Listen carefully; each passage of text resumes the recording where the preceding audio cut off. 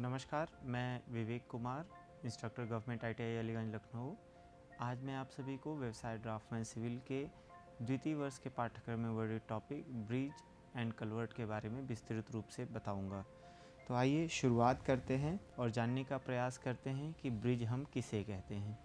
देखिए, अगर मैं इसके इंट्रोडक्शन की बात करूँ ब्रिज के, तो यह एक ऐसा सिविल निर्माण कार्य है जिसको बनाया इसलिए जाता है ताकि इसके नीचे चलने वाले रोड या ट्रेन के रास्ते को, रेलवेज़ को, या फिर कोई नदी, नाला या कोई नहर है, उसके ऊपर हम अपने यातायात के साधनों को आसानी से मूव करा सकें।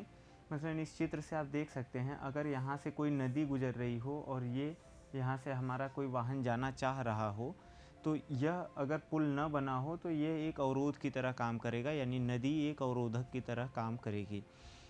तो हमें एक ऐसा निर्माण कार्य करने की आवश्यकता पड़ती है जिससे कि नदी में भी पानी आसानी से बह सके, बहता रहे लगातार निरंतरता के साथ, और साथ ही साथ जो हमारा रास्ता है यानी कि रोड है वह भी बंद न हो, उस पर भी हमारे वाहनों का आवागमन सुचारू रूप से जारी रह सके।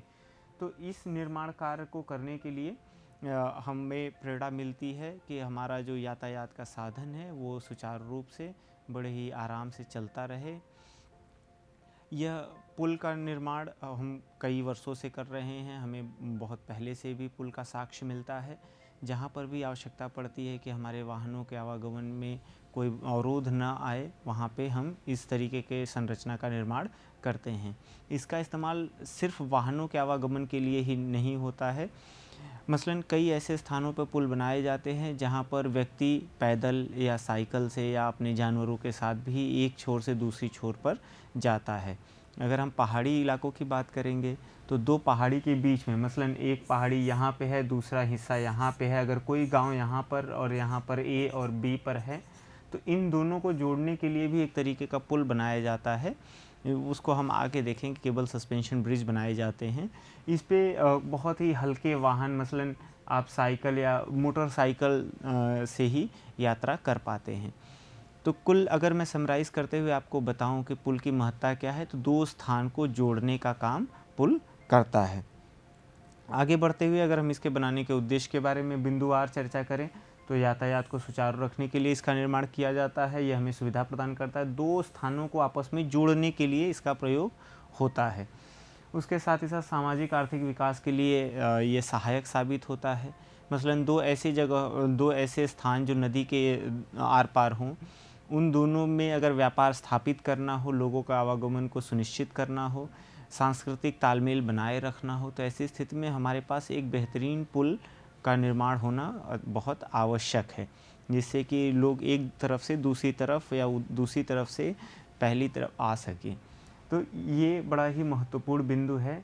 अगर कहीं किसी दो स्थान को जोड़ने के लिए पुल का निर्माण कर दिया जाता है तो वहाँ पर जो सांस्कृतिक और आर्थिक विकास है ये बहुत बेहतरीन हो जाता है।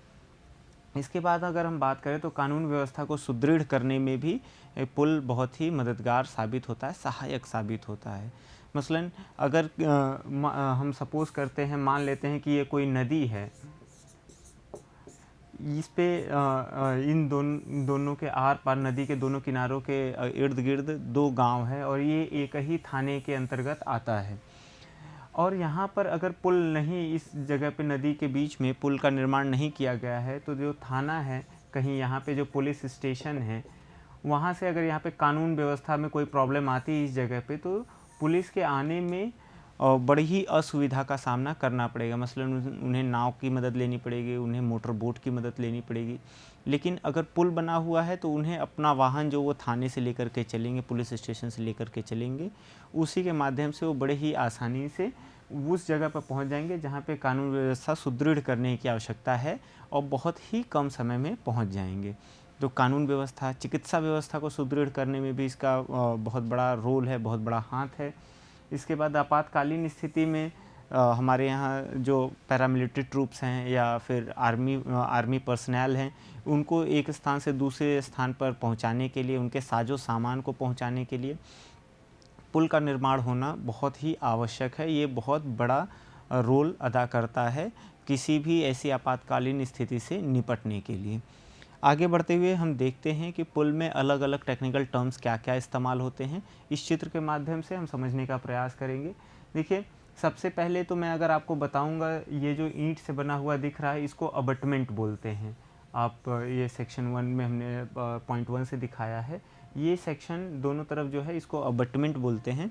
अबटमेंट का काम क्या है कि जो पुल पर ऊपर से आ रहे भार को यहाँ एक तो सीधे पृथ्वी पर सीधी रेखा में स्थानांतरित करना, साथ ही साथ जो क्षैतिज दिशा में जो बल लग रहा होगा उस पर भी यहाँ पर उस जो हमारा डेक है, यानी कि जो जिस पे वाहन या व्यक्ति मूव कर रहा है, चल रहा है, उसको सपोर्ट यानी आधार प्रदान करने का काम अबटमेंट करता है। इसके साथ ही साथ अबटमेंट यह भी काम करता है कि जो लॉन्गिट्यूडनल डायरेक्शन में पुल के लॉन्गिट्यूडनल डायरेक्शन में जो बल आ रहे होंगे उनको भी काउंटर बैलेंस करता है। मतलब कि यहाँ पे जो मिट्टी का दबाव आ रहा होगा उसको भी यह अबटमेंट रोकने का काम करता है।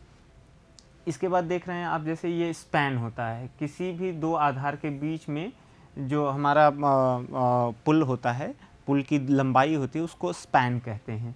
ये आपका, इसको आप पिलर बोल सकते हैं या पियर बोल सकते हैं। यहाँ पर आपको विंग वॉल दिख रही है, इसका जब आप प्लान देखेंगे तो ये आपका विंग वॉल दिख रहा है। विंग वॉल का महत्व क्या है, इसको समझने की आवश्यकता है। विंग वॉल तो सबसे पहले जो इधर का लेटरल प्रेशर है अर्थ का, मतलब कि जो क्षैतिज दिशा में जो मिट्टी के वजह से जो हमारे पुल पे दबाव आ रहा है उसको बैलेंस करने के लिए हमारे पास विंग वॉल का एक अच्छा साधन होता है। उसके साथ ही साथ जैसे यहाँ से पानी का आवागमन होगा, मतलब पानी इधर से बह रहा होगा, तो उसकी वजह से मिट्टी में कटान होगी, मतलब मिट्टी पानी के साथ बह जाएगी। इरोज़न, उसको अगर हम टेक्निकली कहें तो उसको हम सॉइल इरोज़न की श्रेणी में रखते हैं। तो यह मिट्टी जो पुल के पास से न कट सके, मतलब यहाँ पर जो मिट्टी है, जो सॉइल है, वो कट करके पानी के साथ बह न जाए, इसको रोकने के लिए हमारे पास विंग वॉल का प्रावधान होता है। इसके बाद आप देखिए, किसी भी समय में जो सबसे ज़्यादा ऊंचाई तक पानी किसी पुल के नीचे बहता हो या किसी नदी में आता हो, उसको HFL यानी कि हाई फ्लड लेवल बोलते हैं। और ये मसलन कब होगा, ये होगा आपका बारिश के सीज़न में। और जब आपका गर्मी का सीज़न होगा तो उस दौरान क्या होगा, सबसे निचला स्तर जो पानी का होता है उसको बोलते हैं लो वाटर लेवल, LWL। तो इन दोनों को भी ध्यान में रख कर के पुल का निर्माण किया जाता है, क्योंकि हम कोशिश करते हैं कि जब भी बारिश का सीज़न हो तो बारिश का पानी हमारे डेक के ऊपर से न बहे, क्योंकि अगर डेक के ऊपर से बहेगा हम अगर नदी या नाले का पानी, तो हमारे लिए एक असुविधा का कारण होगा। वो एक उसको इस्तेमाल करने वालों के मन में एक भय जागृत करता है। उसके बाद अगर हम बात करें एप्रन की, एप्रन यहाँ पे नीचे बनाया जाता है ताकि मिट्टी का जो कटान है वो इसके जो पृथ्वी जो हमारे पुल के नीचे की सतह है, लगभग ये आपके अबटमेंट और पियर्स के नज़दीक में जो मिट्टी होती है, यहाँ पर आप देख सकते हैं, इसको एप्रन की श्रेणी में हम रखते हैं। इसका काम ये है कि मिट्टी की तलहटी, नदी की तलहटी से भी मिट्टी का कटान को रोका जा सके। इसके बाद अगर मैं बात करूं तो इसको डेक बोलते हैं, मतलब जिस पे आप अपने वाहन के साथ चल सकें या पैदल भी चल सके, साइकिल स्कूटर के साथ चल सके, उसको हम डेक की श्रेणी में रखते हैं। ये आपका रेलिंग है। रेलिंग का काम क्या होता है कि जब भी आप इस पे मूव कर रहे हो तो आपको एक मानसिक रूप से आश्वस्तता वो प्रदान करे कि आप नदी में नहीं गिरेंगे। ये आपको एक हद तक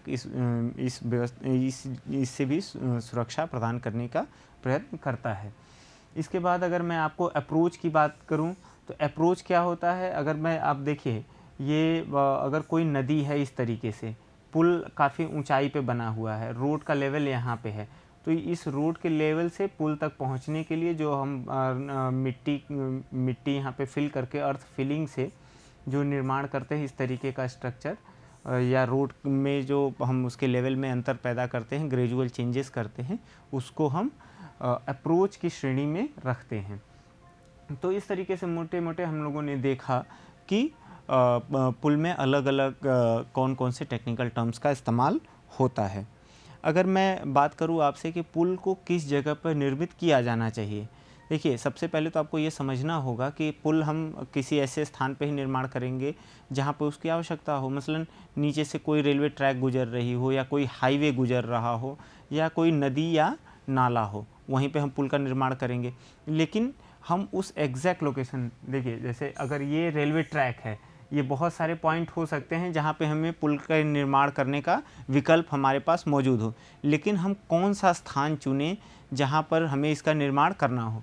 अगर हम दूसरा एक और उदाहरण ले लेते हैं, कोई नदी का उदाहरण ले लेते हैं, जो नदी इस तरीके से है, तो अब इसमें कई सारे बिंदु हो सकते हैं जहाँ पे हम पुल का निर्माण करें, लेकिन इन सभी में से हम कौन सा ऐसा स्थान का चुनाव करेंगे जहाँ पे पुल का निर्माण करना है, वो हम कुछ इन बिंदुओं के माध्यम से समझ सकते हैं। जैसे निर्माण स्थल पर नदी या नाले का बहाव सीधा हो, मतलब उसमें घुमाव न हो। यहाँ पर जैसे मैंने जो ये चित्र बनाया है, आप देखिए इन दोनों जगहों पे ए और बी दोनों जगहों पे नदी के बहाव में एक टर्न है, एक घुमाव है। तो हम यहाँ पर पुल कभी नहीं बनाने का विचार करेंगे, क्योंकि नदी यहाँ पर हमेशा यहाँ इस जगह पे इरोजन करने का प्रयास करेगी। तो हम ऐसे स्थान का चुनाव करेंगे जहाँ पे बहाव लगभग सीधा हो। मतलब यह दोनों स्थान हमारे लिए बिल्कुल भी ठीक नहीं, परफेक्ट नहीं है। ये जो पॉइंट सी है, यही हमारे लिए सही स्थान है पुल निर्माण के लिए। तो इन चीज़ का हम ध्यान रखेंगे। दूसरा क्या है, निर्माण स्थल पे मृदा की धारण सामर्थ्य अच्छी हो। हम ऐसे सेक्शन का, ऐसी जगह का चुनाव करेंगे जहाँ पे मिट्टी की जो धारण सामर्थ्य है, बेरिंग कैपेसिटी है, वो बहुत अच्छी हो। उसके बाद इस बात को ही हम ध्यान देंगे कि नदी की चौड़ाई या नाले की चौड़ाई उस पर्टिकुलर स्थान पर कम हो, क्योंकि अगर कम रहेगा तो हमें स्पैन की लंबाई कम रखेंगे, और फिर अगर हम स्पैन की लंबाई कम रखेंगे तो हमारे पास बहुत सारे सुविधा हो जाएगा। मसलन आपका खर्च कम लगेगा, लेबर कम लगेगा। तो इस तरीके से हम इसका भी चुनाव करते हैं। इसके बाद पुल निर्माण में सड़क जो होनी चाहिए, सड़क का जो मूल रास्ता है उसके बेहद समीप हो। इसके लिए मैं आपको एक उदाहरण यहाँ पर दे देता हूँ। मसलन ये कोई हमारे पास नदी है जिसमें बहुत सारी दिक्कतें हैं। हमने इस सेक्शन का चुनाव किया जो सूटेबल है, या इस सेक्शन का चुनाव किया जो हमारे लिए पुल निर्माण के लिए बेहतर है। अब देखिए, जो हमारी मूल सड़क है वो यहाँ पर है। अगर मैं मूल सड़क से आपको बताऊं कि ए की दूरी कम है, लेस है, अगर ये x है और ये दूरी y है, अगर x is less than y है, यानी कि स्टेशन A जो है, यानी जो आपका स्थान A है, वो सड़क के मूल ओरिएंटेशन से नज़दीक है, तो हम इसी का चुनाव करेंगे। इससे फ़ायदा क्या होगा, क्योंकि हमें देखिए सड़क को मोड़ करके यहाँ पुल तक आने के लिए एक रास्ते का निर्माण करना पड़ेगा, जिसमें फिर से भूमि अधिग्रहण करना पड़ेगा, आपको विस्थापन के लिए खर्च देना पड़ेगा। फिर अगर लंबा रास्ता रहा तो रास्ते के ही निर्माण में आपको बहुत सारा धन खर्च करने की आवश्यकता पड़ेगी। इसलिए हम ऐसा चुनाव करते हैं जहाँ पर कि जो सड़क का मूल ओरिएंटेशन है, मूल अलाइनमेंट है, उससे नज़दीक हो हमारे पुल निर्माण की साइट। आगे बढ़ते हैं और देखते हैं कि ब्रिज में हम कौन कौन से फाउंडेशन का निर्माण करते हैं, इसमें किन किन बातों को हम विशेष ध्यान में रखते हैं। देखिए, फाउंडेशन का काम तो सबसे पहले यही है कि पुल पे आने वाले कुल भार को सुरक्षित रूप से मृदा पर स्थानांतरित कर देना। ये हम लोगों ने पहले फाउंडेशन इंजीनियरिंग में भी पढ़ रखा है। अब इसके लिए पुल निर्माण के लिए हमारे पास एक IRC 78/2014 है, एक कोड है जो भारत सरकार द्वारा जारी किया गया है। ये बहुत ही विस्तृत रूप से पुल निर्माण और उसके फाउंडेशन के बारे में चर्चा करता है। तो मैं आप लोग से कहूँगा कि एक बार इसको इंटरनेट से डाउनलोड करके इसका जो सेक्शन 7 है, सेक्शन 7 में ही बहुत बेहतरीन विस्तृत रूप से इसके बारे में चर्चा की गई है। और पुल को स्थिर आधार प्रदान करने के लिए हमें सही स्थान का चुनाव करना होता है, यानी कि फाउंडेशन जो हम बनाएं वो ऐसे स्थान पर बनाएं जो हमारे पुल निर्माण के लिए बेहद सूटेबल हो, काफ़ी सरल हो। अगर मैं बात करूं कि किन किन तरह के हम फाउंडेशन का निर्माण करते हैं, तो सबसे पहले हम स्प्रेड फाउंडेशन का निर्माण करते हैं। अगर पुल पे कुल वजन अगर कम आ रहा हो, ट्रैफिक लोड बहुत कम है, तो हमें स्प्रेड फाउंडेशन का चुनाव करने की आज़ादी मिल जाती है। स्प्रेड फाउंडेशन में क्या करते हैं, हम ओपन गड्ढा खोदते हैं और उसमें हम अपना फाउंडेशन का निर्माण करते हैं। इसके बारे में हम लोग विस्तृत रूप से फाउंडेशन के चैप्टर में पढ़ चुके हैं। पाइल फाउंडेशन ऐसी जगह इस्तेमाल किया जाता है जहाँ पर कंपैरेटिवली ज़्यादा लोड आ रहा हो, ट्रैफिक का मूवमेंट ज़्यादा हो, वज़न ज़्यादा सहने की ज़रूरत पड़ रही हो, वहाँ पर हम पाइल फाउंडेशन का निर्माण करते हैं। और कैजन फाउंडेशन या वेल फाउंडेशन का निर्माण हम नेशनल हाईवेज़, एक्सप्रेसवेज या स्टेट हाईवेज़ के लिए करते हैं, जिस पे बहुत ज़्यादा लोड आता हो, जिस पे मालवाहक ट्रक भी गुजरते हों, जिस पे बसें भी गुजरती हों, बहुत द्रुत गति से चलती हुई बसें गुजरती हों, तो वहाँ पर जो भार है वो बहुत ज़्यादा आता है। तो इसके लिए हमें कैजन का ही निर्माण करने की बाध्यता होती है। आगे बढ़ते हैं और कॉफर डैम के बारे में जानने का प्रयास करते हैं। देखिए, कॉफर डैम के बारे में अगर मैं कहूँ सरलता से, तो ये एक तरीके का बैरिकेडिंग होता है। और ये बैरिकेडिंग क्यों की जाती है?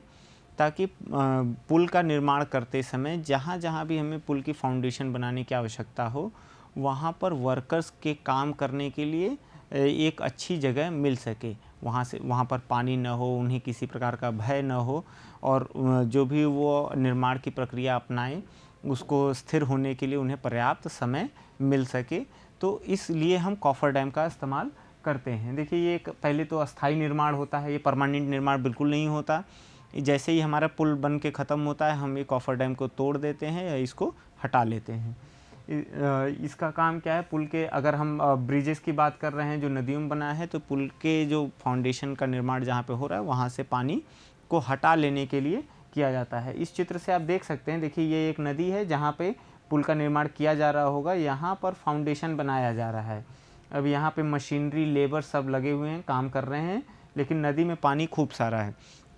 तो ये बाउंड्री के वॉल क्या कर रही है, कॉफर डैम क्या कर रहा है, ये जो यहाँ नदी में बह रहा पानी है उसको इस साइट तक जहाँ पे निर्माण कार्य किया जा रहा है वहाँ तक पहुँचने से रोक रहा है। कॉफर डैम का मुख्य काम यही है। अब देखिए, ये इससे सुगमता बढ़ जाती है जहाँ पे कार्यस्थल होता है। इसको बनाते समय, जो इसका चुनाव करते समय, हमें एक बात का ध्यान रखना होता है, चूँकि ये अस्थाई स्ट्रक्चर है, अस्थाई निर्माण है जिसे बाद में तोड़ा जाना है, तो इसके बनाने में जो लागत है वो कम आए तो हमारे लिए बेहतर है।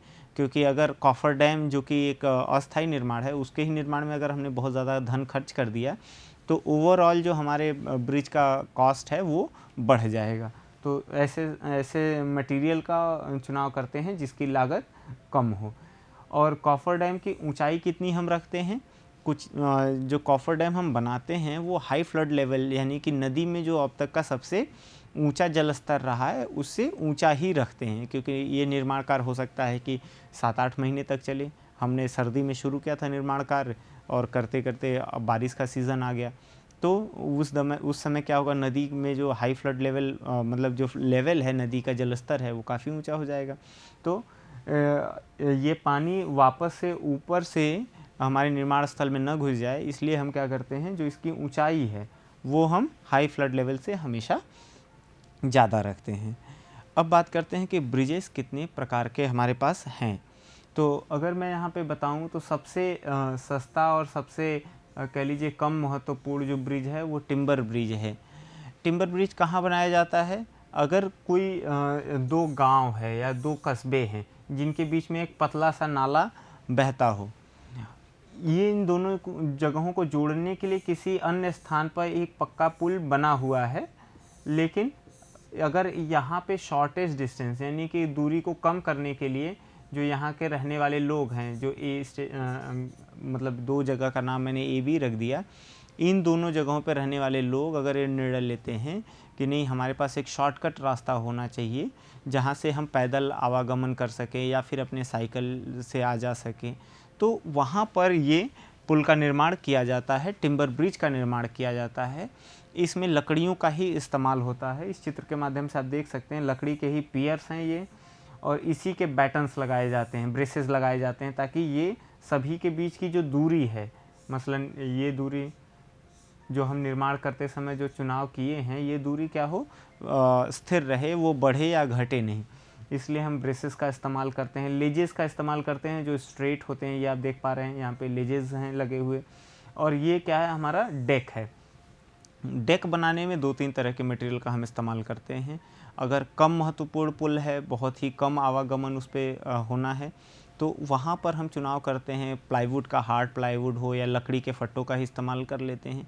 लेकिन और अगर हम अच्छा करना चाहते हैं तो हम मेटल शीट यानी कि गैल्वेनाइज्ड आयरन शीट जीआई होगा तो उसमें जंग नहीं लगेगा, जो मोटे गेज का आएगा, या फिर हम नॉर्मल आयरन की शीट का भी इस्तेमाल, स्टील की शीट का भी इस्तेमाल करते हैं जो 6 mm मोटी हो या फिर उससे भी कम 4 mm मोटी शीट का भी इस्तेमाल हम करके इसका जो डेक है उसका निर्माण हम करते हैं।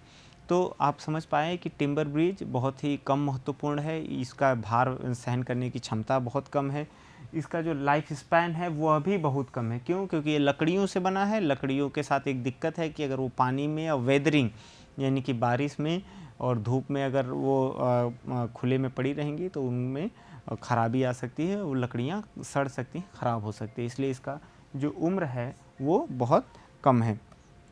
आगे बढ़ते हैं और देखते हैं मेसनरी ब्रिज के बारे में बात करते हैं। जो मेसनरी ब्रिज था, ये जो पुराने पुल बने हुए हैं मतलब आज़ादी के आसपास के या उससे भी पहले के, जिस समय आरसीसी यानी कि रीइंफोर्स्ड सीमेंट कंक्रीट का बहुत ज़्यादा बोलबाला नहीं था, उस समय अमूमन सारे ही पुल आपके मेसनरी ब्रिजेस के रूप में आपको दिखते हैं। इसमें डांट का इस्तेमाल किया जाता है, डांट मतलब आर्चेस का इस्तेमाल किया जाता है। इस चित्र में आप देख पा रहे हैं यह एक आर्च की तरह है। यहाँ पे जो अबटमेंट होता है वो आपका मेसनरी यानी कि चिनाई से बनाया जाता है, जिसमें पहले तो लाइम मोर्टार का इस्तेमाल होता था, अब वहाँ पे सीमेंट मोर्टार का भी इस्तेमाल हम कर पाते हैं। अब देखिए जो डेक पे यानी कि इस पे जो वज़न आ रहा होगा वो इस तरीके से नीचे जाएगा, बट आर्च में जो लोड ट्रांसफ़र मैकेनिज़्म है यानी कि जो बल को स्थानांतरित करने की जो प्रक्रिया है, जब उस पर हम फोकस करेंगे तो इस पे जहाँ भी बल आ रहा होगा, फोर्स आ रहा होगा ट्रैफिक के मूवमेंट की वजह से, वह नीचे की तरफ जाएगा। तो यहाँ पर जो अबटमेंट है इसको रिएक्शन ऊपर की तरफ देगा और साथ ही साथ यह एक हॉरिजॉन्टल रिएक्शन भी देता है, क्षैतिज रिएक्शन भी देता है, जिसे यह अबटमेंट काउंटर बैलेंस करता है। यहाँ पर आप देख रहे हैं मेसनरी से ही विंग वॉल बनाई गई है, जिससे कि आपका इरोज़न का काम और इरोज़न होने से बचाया जा सके। बात करते हैं स्टील ब्रिजेस की। देखिए स्टील ब्रिज की एक बहुत ही ख़ास बात है कि इस पर डायनेमिक लोड लगाया जा सकता है, यानी कि तेज़ी से चलती हुई ट्रेन गुजर सकती है, बस गुजर सकती है। इसलिए जितने भी रेलवे के ब्रिजेस बनाए जाते हैं वो अमूमन स्टील ब्रिज होते हैं। स्टील ब्रिज में क्या होता है, ट्रस का निर्माण होता है, स्टील के अलग अलग अवयवों को एक साथ जोड़ा जाता है और कोशिश ये होती है कि उसको रेविटिंग के माध्यम से जोड़ा जाए। तो ये इस्पात के बने होते हैं जिनकी लाइफ स्पैन ठीक ठाक होती है, बढ़िया होती है, बस इसमें एक मेंटेनेंस का खर्चा एडिशनल होता है। जंग लगने से बचाने के लिए उसमें पेंटिंग करनी पड़ती है और समय समय पे इनके रिविट्स को बदलना पड़ता है जो कट जाते हैं या बियरिंग में फेल होते रहते हैं। तो स्टील ब्रिजेस का निर्माण आप समझ सकते हैं कि रेलवे पुल के लिए ज़्यादा किया जाता है। और इसी स्टील ब्रिज की श्रेणी में आता है cable suspension bridge. Cable suspension bridge कहाँ किस तरह से काम करता है, दो सिरों पर अगर हम इस तरीके से एक टावर की तरह अपना पिलर खड़ा कर दें तो यहाँ पर ये केबल इस तरीके से, जिसका बहुत टेंसाइल स्ट्रेंथ बहुत ज़्यादा हो, उसको बांध देते हैं और इससे जोड़ करके एक डेक का निर्माण हम करते हैं जिस पे आवागमन सुनिश्चित हो पाता है। मतलब व्हीकल्स आपका कहाँ चलेगा, इस डेक पे चलेगा, आपका जो वाहन है वो इस डेक पे चलेगा। आपको पहाड़ी क्षेत्रों में इसकी प्रासंगिकता समझ में आएगी। यह बहुत ही महत्वपूर्ण हो जाता है पर्वतीय क्षेत्र में, क्योंकि दो अलग अलग पहाड़ के बीच में जो वैलीज़ होती हैं उनको भरने के लिए, उनके बीच में सुगम रास्ता बनाने के लिए हम केबल सस्पेंशन ब्रिज का इस्तेमाल करते हैं। और आज के समय की अगर मैं बात करूं तो आरसीसी ब्रिज बहुत ही ज़्यादा प्रासंगिक है। इसमें आरसीसी के पिलर्स बनाए जाते हैं और आरसीसी की ही स्लैब पे हमारा जो डेक है वो आरसीसी की ही स्लैब का होता है। अगर मैं क्लासिफिकेशन ब्रिज का करूँ स्पैन की वजह से, तो कलवर्ट 6 मीटर का होता है, माइनर ब्रिज 6 से 30 और मेजर ब्रिज 30 मीटर से ज़्यादा का होता है। कलवर्ट की बात करूँ मैं तो 6 मीटर से जो छोटा होता है उसको कलवर्ट की श्रेणी में रखा जाता है। अगर मैं कलवर्ट के प्रकार की बात करूँ तो स्लैब कलवर्ट क्या होता है, मेसनरी अबटमेंट पे जो आरसीसी का स्लैब रखा होता है उसको हम स्लैब कलवर्ट बोलते हैं। इसको हिंदी में कह सकते हैं हम पुलिया भी कह लेते हैं। स्लैब कलवर्ट के बाद जो सबसे ज़्यादा इस्तेमाल होने वाला हमारे पास पुलिया है वो पाइप कलवर्ट है, जिसमें एक आरसीसी की यूम पाइप होती है। उसको हम रास्ते के बीच में जहाँ पर भी पानी को एक तरफ से दूसरी तरफ ले जाना हो वहाँ पे पुलिया डाल देते हैं, उसके ऊपर हम आसानी से अपना पुल का सड़क का निर्माण कर देते हैं। वो पाइप कलवर्ट की श्रेणी में होता है। बॉक्स कलवर्ट की अगर मैं बात करूं तो बॉक्स कलवर्ट ऐसे जगह पे बनाया जाता है जहां पे मृदा की धारण क्षमता बहुत ही कम हो। पुलिया एक तो कम भार सहन करने के लिए होती है, छोटे रास्ते यानी कि अदर डिस्ट्रिक्ट रोड है और विलेज रोड्स पे बनाई जाती है जहाँ पे स्पैन छोटा होता है। बॉक्स कलवर्ट में क्या होता है, ये आप देख रहे हैं आरसीसी का प्री कास्ट बॉक्स की तरह है ये।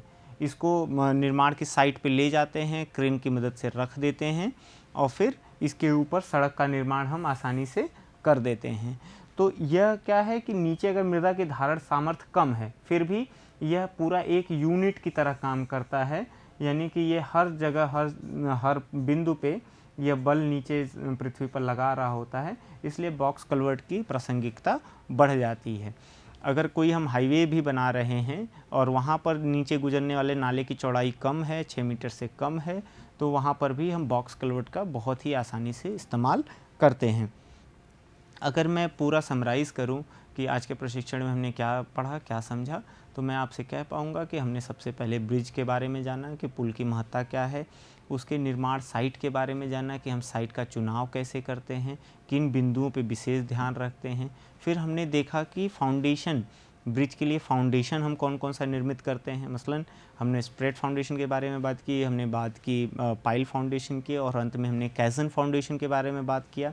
फिर हमने टाइप्स ऑफ ब्रिजेस के बारे में चर्चा किया। टाइप्स ऑफ ब्रिज में जो सबसे पहले इस्तेमाल होता था वो टिम्बर ब्रिज था, यानी कि लकड़ी से बना हुआ पुल था। उसके बाद हमने देखा मैसनरी ब्रिजेस जिसमें ईंट या पत्थर की चिनाई से बना हुआ पुल था।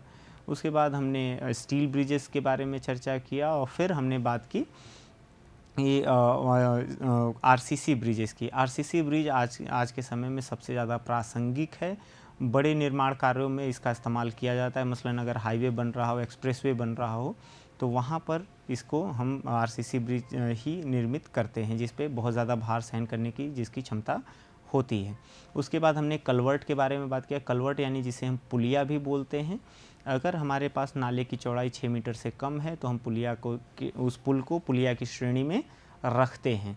पुलिया पे अगर हम फोकस कर रहे थे तो हमने देखा कि सबसे पहले हम आरसीसी स्लैब कलवर्ट बनाते हैं।